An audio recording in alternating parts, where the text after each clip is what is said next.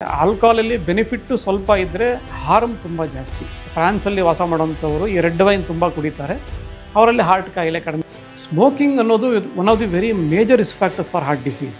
25-30-40 ವಯಸ್ಸನ್ನವರಿಗೆ major risk factor ಅಂದರೆ smoking. So ಆ ಬೆನಿಫಿಟ್ಗಿಂತ ಅದರಿಂದ ಆಗುವಂತಹ ಅನಾಹುತಗಳೇ ಜಾಸ್ತಿ. ಅದೇ ಈಗ ಆಲ್ಕೋಹಾಲ್ ಬಗ್ಗೆ ಕೆಲವು ತಪ್ಪು ಕಲ್ಪನೆಗಳು ಜನರಲ್ಲಿ ಇದೆ. ಅಂದರೆ ಆಲ್ಕೋಹಾಲು ಹಾರ್ಟ್ಗೆ ಒಳ್ಳೆಯದು ಅಂತ ಒಂದು ಅಭಿಪ್ರಾಯ ಇದೆ. ಸ್ವಲ್ಪ ಮಟ್ಟಿಗೆ ಕರೆಕ್ಟ್ ಅದು. ಕೆಲವು ಸಲ ರೆಡ್ ವೈನ್ ಅಂತ ಹೇಳ್ತೀವಿ. ರೆಡ್ ವೈನಲ್ಲಿ ಏನಿರುತ್ತೆ, ಒಂದು ರೆಸವೆಟ್ರಾಲ್ ಅಂತ ಒಂದು ಕೆಮಿಕಲ್ ಇರುತ್ತೆ. ಅದು ಒಂಥರ ಆ್ಯಂಟಿ ಆಕ್ಸಿಡೆಂಟ್ ಥರ ಕೆಲಸ ಮಾಡುತ್ತೆ, ಹಾರ್ಟನ್ನು ಪ್ರೊಟೆಕ್ಟ್ ಮಾಡುತ್ತೆ ಅಂತ ಒಂದು.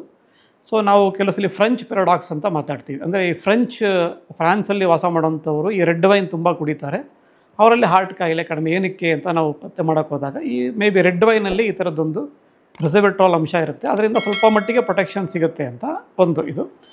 ಸೊ ಈವನ್ ಆಲ್ಕೋಹಾಲ್ ತೊಗೊಂಡಾಗ ಏನಾಗುತ್ತೆ, ಈ HDL ಅಂತ ಹೇಳ್ತೀವಿ, ಅಂದರೆ ಗುಡ್ ಕೊಲೆಸ್ಟ್ರಾಲ್, ಇದ್ರ ಪ್ರಮಾಣ ಸ್ವಲ್ಪ ಮಟ್ಟಿಗೆ ಜಾಸ್ತಿ ಆಗಬಹುದು ಅಂತ ಒಂದು ಅಧ್ಯಯನ ಹೇಳುತ್ತೆ.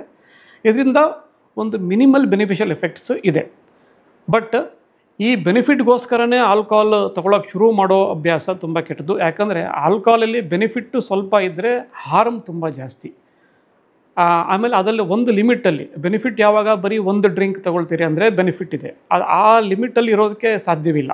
ಅದರದ್ದು ಅಡಿಕ್ಷನ್ ಶುರು ಆಗುತ್ತೆ, ತಗೊಳ್ಳೋಂಥ ಪ್ರಮಾಣ ಜಾಸ್ತಿ ಆಗ್ತಾ ಹೋಗುತ್ತೆ.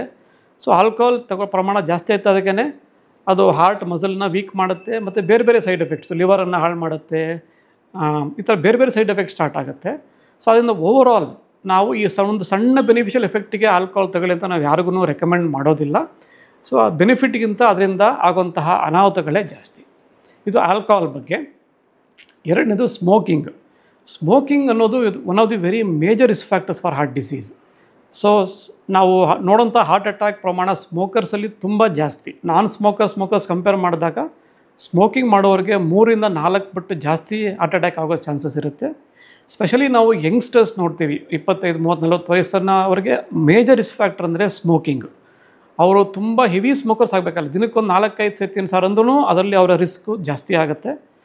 ಸೊ ನಾವು ನಮ್ಮ ಹಾರ್ಟನ್ನು ಸುರಕ್ಷಿತವಾಗಿ ಇಟ್ಕೋಬೇಕಂದ್ರೆ one of the major modification ನಮ್ಮ ಲೈಫಲ್ಲಿ ಮಾಡ್ಕೋಬೇಕಾಗಿರೋದು ಡೋಂಟ್ ಸ್ಮೋಕ್. ಸೊ ಸ್ಮೋಕನ್ನು ಮಾಡೋದಿಲ್ಲ ಅಂದರೆ ನಾವು ಒಂದು 20-30% ಹಾರ್ಟ್ ಅಟ್ಯಾಕ್ ಇದನ್ನು ನಾವು ಕಮ್ಮಿ ಮಾಡಿಬಿಡಬಹುದು ನಾವು.